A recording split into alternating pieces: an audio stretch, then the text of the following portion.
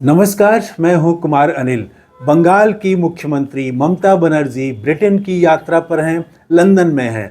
6 दिनों की यात्रा पर गई हैं और उनसे संबंधित जो खबर मैं देख रहा हूं, हिंदी में तो कम ही है लेकिन अंग्रेजी में और बांग्ला में ये खबरें हैं कि वो हवाई चप्पल में वहां पर खूब पैदल चली हैं और अधिकारी उनके साथ चलते चलते परेशान हो गए और कुछ उद्योगपति भी साथ में चल रहे थे, तो उनमें से कुछ को तो कार से लौटना पड़ा।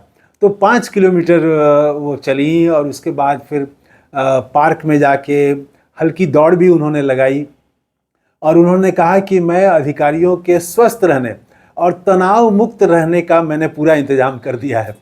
तो हम बात करेंगे बंगाल की राजनीति पर, 3 चीज़ों की बात करेंगे। पहली बात तो ये कि 6 दिनों की यात्रा पर वो गई हैं, तो क्यों गई हैं? ज़्यादा चर्चा उनके हवाई चप्पल की हो रही है, लेकिन याद रखिए अगले साल चुनाव है, इसी मार्च अप्रैल महीने में ही चुनाव होना है। और फिर हम बात करेंगे कि भारतीय जनता पार्टी का क्या हाल है, चुनाव के लिए क्या चल रहा है। तो ठीक उल्टा चल रहा है। भारतीय जनता पार्टी में पहले तो ममता बनर्जी से वो लड़ रहे थे, अब आपस में उनकी लड़ाई भाजपा की बहुत बढ़ गई है और जो डिस्ट्रिक्ट प्रेसिडेंट चुने गए हैं उसको लेके बड़ा हंगामा है और मीटिंग नहीं होने दे रहे हैं। जिला अध्यक्ष की अपनी ही पार्टी के कार्यकर्ता, भाजपा के ही कार्यकर्ता भाजपा के कार्यक्रम में हंगामा कर रहे हैं और स्याही छिड़क दी दक्षिण कोलकाता के अध्यक्ष पर और पार्टी ने तब 4 लोगों के खिलाफ कार्रवाई कर दी है, उनको सस्पेंड कर दिया है।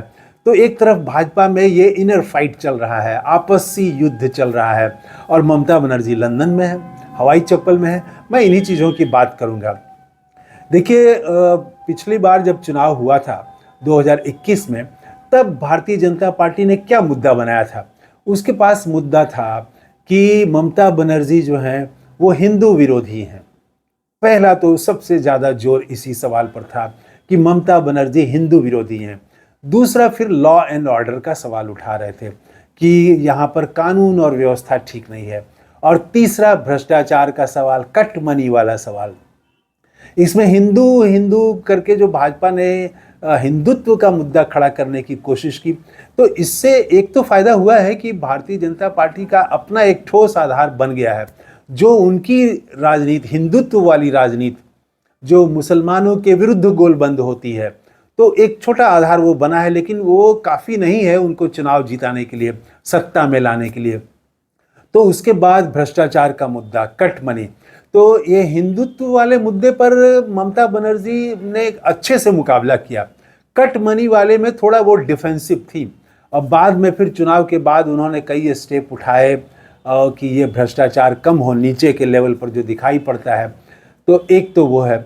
और कानून व्यवस्था, कानून व्यवस्था में भी वो फंसी नहीं। बहुत कोशिश की गई कि जैसे महिला के साथ दुष्कर्म वाले मसले पर कई वो घेरने की कोशिश की गई, लेकिन ये सब चला नहीं। तो लॉ एंड ऑर्डर पर भी वो ऐसा नहीं कि भारतीय जनता पार्टी ने कुछ उनको फंसा दिया हो। हाँ, एक कट मनी वाले पर वो अभी भी वो दावा नहीं कर सकती हैं, तो थोड़ा डिफेंसिव हो सकती हैं। मिला जुला के भाजपा के पास वही पिछली बार यही मुद्दे थे। इस बार भाजपा क्या करेगी? पिछली बार की तरह अगर वो हिंदुत्व को लेके आगे बढ़ती है तो हिंदुत्व का तो टेस्ट हो चुका है। बंगाल में हिंदुत्व की राजनीति तो नहीं चलने वाली है, उसकी सीमा दिखाई पड़ गई है। और फिर कानून और व्यवस्था पर भी वो बड़ा सवाल नहीं खड़ा कर सकते हैं। कट मनी भी ऐसा कोई राजनीतिक वहाँ पर परिवर्तन का वो मुद्दा बन जाए, ऐसा तो लगता नहीं है। तो भारतीय जनता पार्टी मुद्दों की तलाश कर रही है। अभी भी उसके पास अपने मुद्दे नहीं हैं। वो नया मुद्दा खोज नहीं पा रही है कि किस मुद्दे पर 2026 का चुनाव लड़ेंगे। 1 साल का ही वक्त बचा है, लेकिन ममता बनर्जी ने लगता है वो भी कुछ नए मुद्दों की तलाश कर रही हैं और वो जानती हैं कि भाजपा किस तरह से आ सकती है। तो वो जो विदेश गई हैं, तो वो 6 दिन के लिए गई हैं और उनकी कोशिश है कि बाहर से निवेश आए, बंगाल में निवेश आए, क्योंकि उनकी छवि में एक ये कमजोर पक्ष है कि उनके रहते जो है वो उन्होंने कल्याणकारी काम तो बहुत किए हैं। ये बातें आई हैं गरीबों के लिए, महिलाओं के लिए, स्कूल की बच्चियों के लिए, बच्चों के लिए, बुजुर्गों के लिए, हर वर्ग के लिए उन्होंने काम किया है। तो इसमें कोई कमी नहीं है। कमी जो है एक जगह वो है कि नया इन्वेस्टमेंट नहीं हो रहा है, वहाँ बड़े बड़े उद्योग नहीं आ रहे हैं, ऐसे उद्योग जो ज़्यादा रोजगार पैदा कर सकें, जिससे प्रदेश की और नई ब्रांडिंग हो सके। तो ऐसा कुछ वो निवेश नहीं हो पा रहा है। इसमें उनकी कोशिश जारी है, वो अडानी के साथ भी मिल चुकी हैं, अंबानी के साथ भी मिल चुकी हैं और अब लंदन गई हैं और वहाँ से वो चाहती हैं कि निवेश आए। तो कल जब वो पहुँची तो अपने होटल के गेट पर वो जमा हुई, उनके साथ तो अधिकारी भी गए हैं और कई उद्योगपति भी गए हैं, बंगाल के उद्योगपति भी गए हैं। तो वो उसके बाद वहाँ से पैदल निकल पड़ी और वो एकदम लगातार उनकी चाल पैदल चलने में भी काफ़ी तेज़ होती है।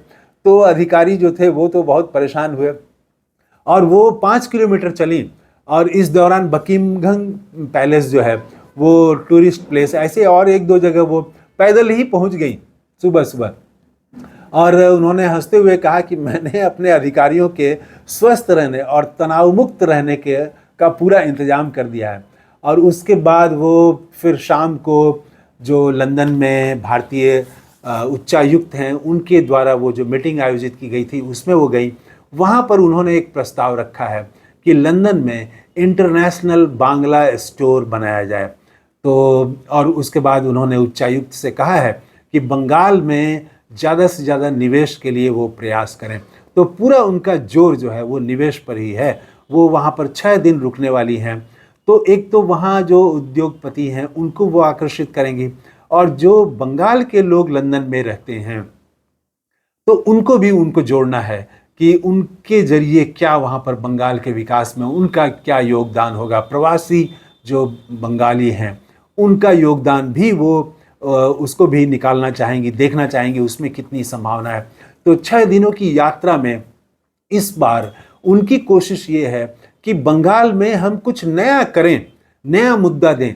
तो वो सब जो विभिन्न वर्गों के लिए, गरीबों के लिए जो उनकी योजनाएं हैं वो तो हैं ही, लेकिन वो कुछ नया मुद्दा जो मध्य वर्ग है, तो मध्य वर्ग को आकर्षित करने के लिए, जो युवा वर्ग है जिसको रोजगार चाहिए, उसके लिए वो प्रयास करती हुई दिखाई पड़ रही हैं।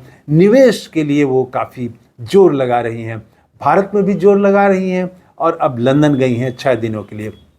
तो उनकी कोशिश ये है।